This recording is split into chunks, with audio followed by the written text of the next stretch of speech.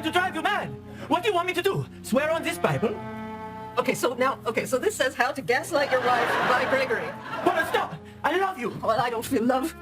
How about you? Are you feeling the love? Say, I'm not really feeling the love when CNN lies to my face proudly, or when MSNBC smiles as they broadcast obvious mistruths, misinformation, and intentional disinformation. I'm not feeling the love when they scream obscene lies and they're afraid to whisper righteous truths. I'm not really feeling the love from that. But Merriam-Webster, the dictionary group, all the same wants to at least mark the occasion, whether you feel the love or not.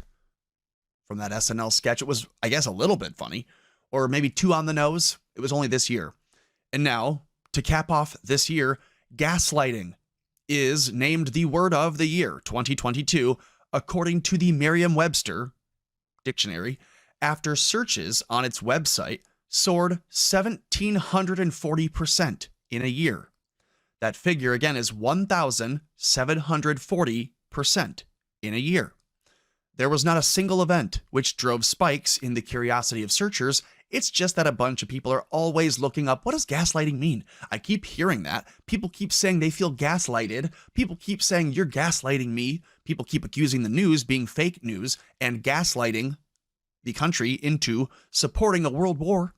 People want to know what that means. So they say gaslighting is the psychological manipulation of a person over a period of time. And it got its name, as you saw there, from a movie, not the sketch, but from an actual movie. They write, gaslighting has been named the word of the year 2022 by dictionary group Merriam-Webster after 1,740% surge in searches for the expression on its website in a year. There was not one single event which drove spikes in the curiosity of searchers for the term, which usually happens when there's a new word of the year. Like every other year in the past, it seems, for the most part, they've had one thing that causes one word to be the word of the year. In this case, it was just constant. It was so many people searching this term, gaslighting, over the course of a year that it's now the word of the year. Gaslighting itself, though not a new word, just new to the minds of so many people who have been manipulated, causes the victim to question the validity of their own thoughts, perception of reality, or memories, and typically leads to confusion, loss of confidence and self-esteem, uncertainty of one's emotional or mental stability, and a dependence on the perpetrator.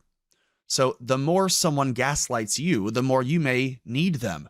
The more that CNN and MSNBC lie to you and misrepresent the truth and mislead you, the more you'll need to listen to them to try to make sense of all that's going on, because otherwise it doesn't make any sense at all, because they're lying.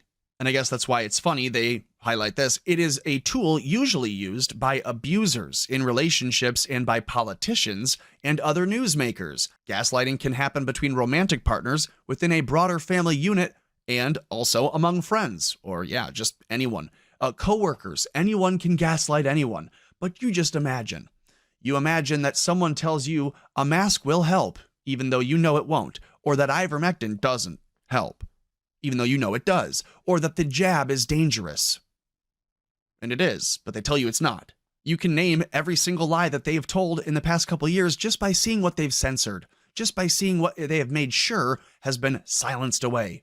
They tell you you're wrong for believing this thing, and then eventually that thing is found to be the truth, and here you felt gaslit or gaslighted. So, gaslighting, the word of the year, according to Merriam-Webster. And share that with your friends. It's not that it's a new word. It's a very old word, and it's now making a resurgence because of the massive nationwide gaslighting, and I would say worldwide gaslighting, that has occurred in the last couple of years, that now it's being talked about by name. And how do you make sense of that otherwise? You call it mass formation psychosis, right? That's what it's been called. Here, we're just calling it now worldwide gaslighting. Make of that what you will, and then make sure that you like, share, subscribe, and grab a link to this channel, The Last American Pubcast. Hang out with all of us on Saturday nights at 7 o'clock. On the 10th of December, you will see Salty Cracker on with us on Saturday night, so check that out. And again, be well and keep America afloat.